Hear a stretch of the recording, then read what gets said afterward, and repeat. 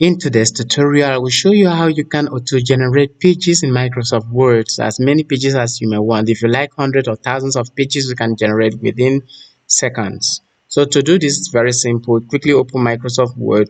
I'm going to open a fresh page like this so that you can be able to see.